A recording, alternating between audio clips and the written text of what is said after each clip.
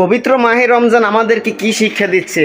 পবিত্র মাহে রমজান আমাদেরকে শিক্ষা দিচ্ছে যে আমাদের পিছনের সমস্ত গুনাহের জন্য আল্লাহ রাব্বুল আলামিনের দরবারে তওবা করা।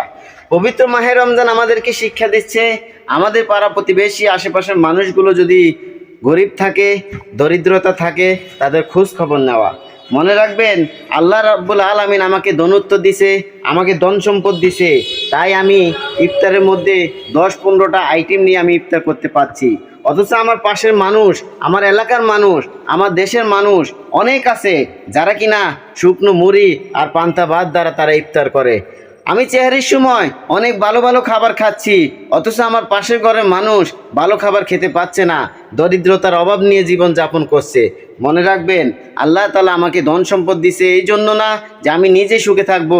আল্লাহ রাব্বুল আলামিন কিয়ামতের দিন আমাকে জিজ্ঞাসা করবেন যে আমি তোমাকে ধন সম্পদ দিয়েছি, তোমাকে সুখে রেখেছি, তুমি তোমার পাড়া প্রতিবেশী, তোমার পাশের ঘরের গরিব মানুষদের জন্য তুমি কি চিন্তা করলে?